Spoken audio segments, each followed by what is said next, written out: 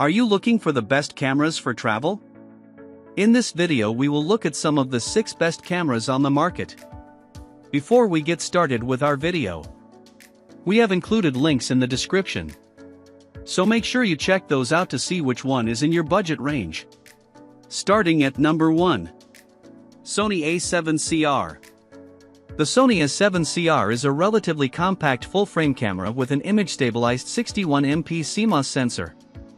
You sacrifice the convenience of an AF joystick and get a pretty small and basic viewfinder to keep the camera's size down, but there's little else that delivers this much image quality in such a compact package. You'll need to pick your lenses carefully to keep the camera portable, but the A7CR's autofocus means it can respond rapidly to just about anything you encounter on your travels. The A7CR is impressively small for a full-frame camera. The addition of a front control dial improves handling significantly. Notably, there's no joystick for positioning the AF point, and the viewfinder is small and very low resolution for a camera costing this much. Autofocus performance on the A7CR is very good and is helped by a dedicated processor for crunching complex machine learning trained algorithms.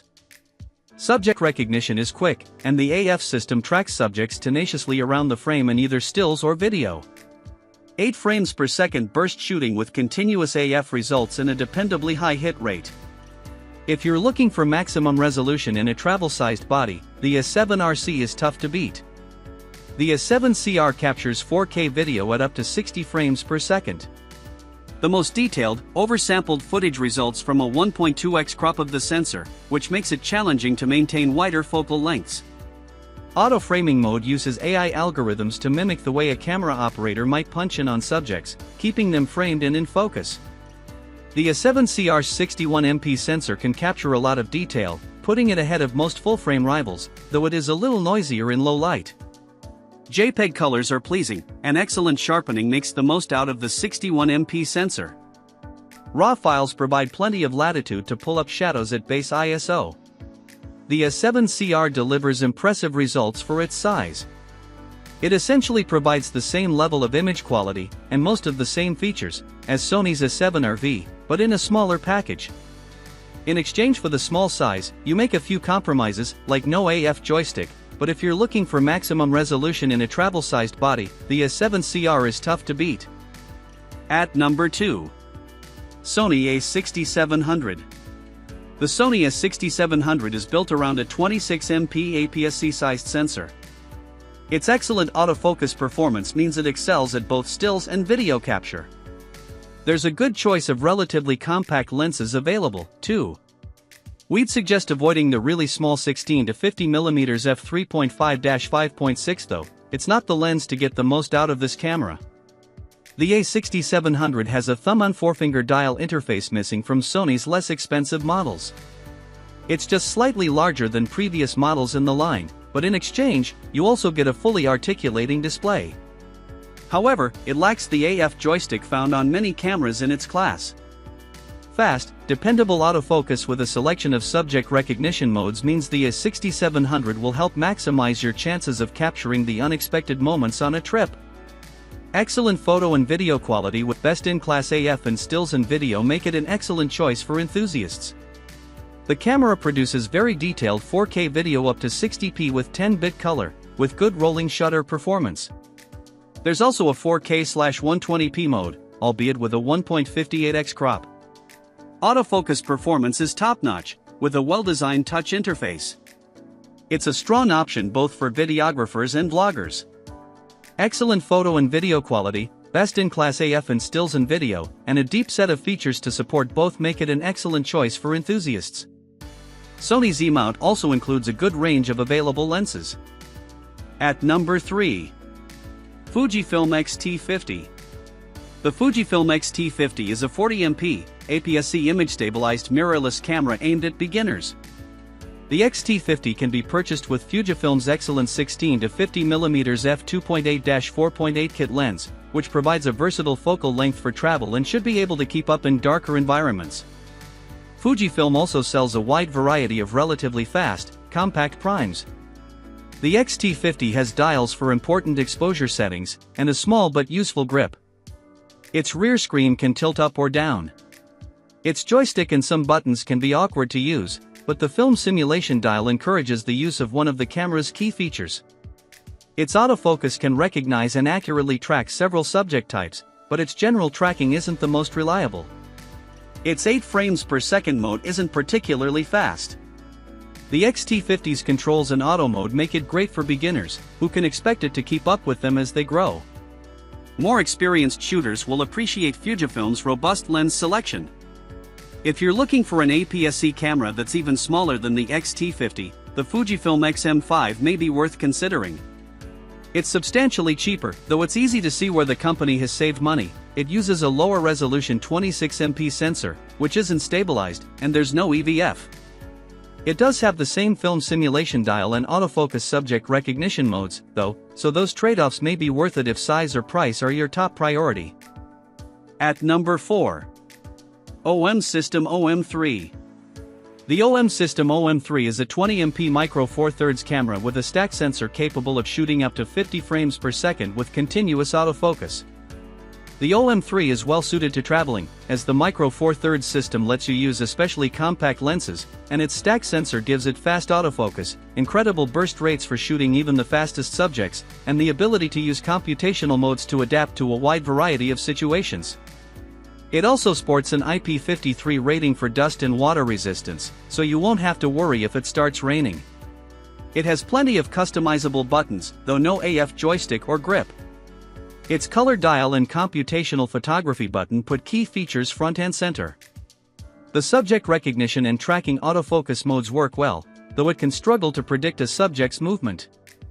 It supports pre-capture, has very little rolling shutter, and can shoot up to 50 frames per second with continuous autofocus when paired with specific lenses. The OM3 is a great little camera that packs a lot of technology and features into a classic-looking body. It can shoot full-width 4K footage at 60 frames per second, though its 8-bit modes have less detail than the 10-bit log or HLG modes. It has very little rolling shutter, and microphone and headphone jacks. The OM3 is a stylish camera that can go anywhere, and is fast enough to shoot almost any subject. Its autofocus is reliable, though not class-leading, and its viewfinder is on the small side, but its compact design and lenses make it appealing for travel. At number 5. Nikon Zf. The Nikon Zf is a classically styled full-frame camera built around a 24MP full-frame sensor that's used by many of its peers. The angular 80s style body isn't the most comfortable to hold in your hand for extended periods, but the lack of stick-out grip makes it smaller than many of its rivals, making it a tempting travel companion. However, like with the A7 CR, many of the full-frame lenses available for it will greatly increase its size and weight.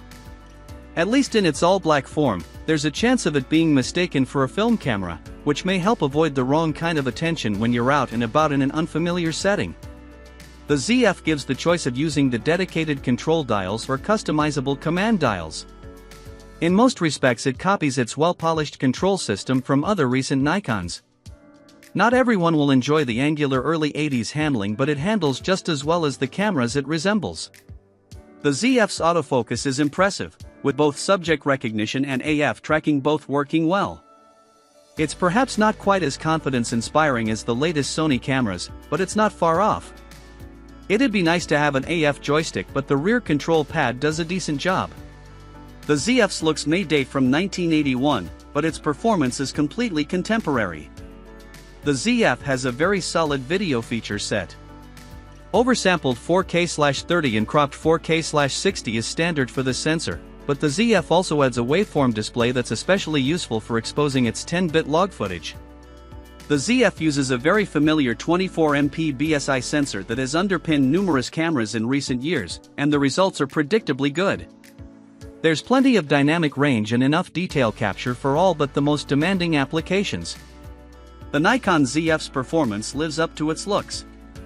It's not as comfortable to hold for long periods as more modern designs, but it's also distinctive and engaging in a way they're arguably not.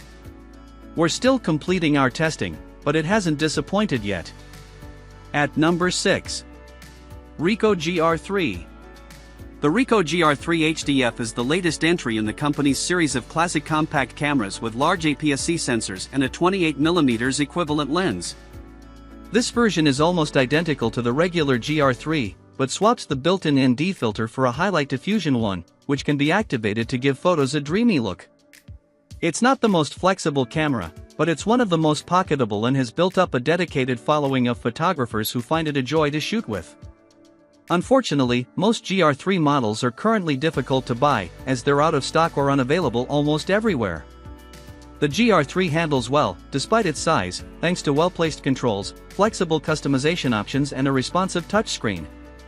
The grip is just the right size for easy one-handed operation. The GR3 focuses swiftly and accurately in good light, but it slows significantly as light levels drop. There's also a snap focus option, where the user can preset a focus distance the camera snaps to with a full press of the shutter button.